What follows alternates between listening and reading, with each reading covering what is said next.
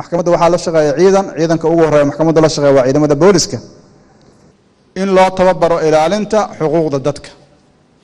waxay tahay muhiim maxaa yeelay 20 sano la soo dhaafay waxaa dhacaya xadgudub ku dhacayay xuquuqda bani aadamka inaan isgaranno marka waa laga maarmaan oo anaga qorsheysano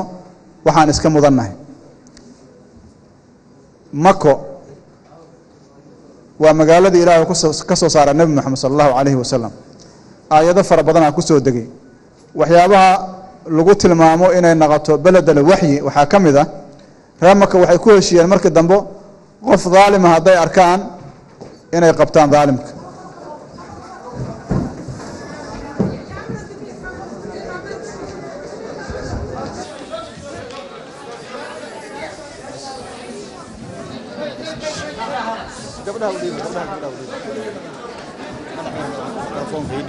kasoo tag meesha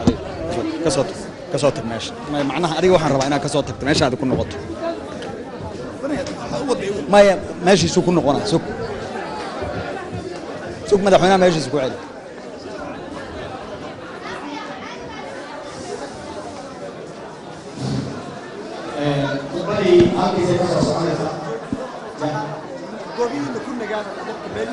meelihina taagnaada raalli ahaada khudbadii waa sii soconaysaa raalli ahaada khudbadii madaxweynaha waa sii soconaysaa meeshiisa ku sii wadaynaa marka waa madaxweyne kusoo dhow khudbada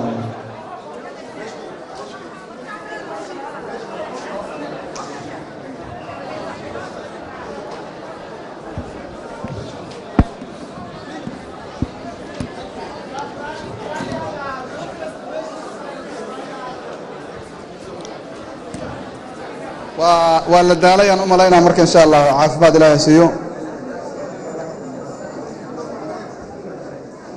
وعن كان لنا إلى أنت حقوق بني آدم وحي كم النقد أنت وحيبها أقوى وين دولة يكون مشغوش إن شاء الله تبارك وتعالى أرنتك لو ربنا كذا واجوا أرنت وحصوصارك إيه هرمرنت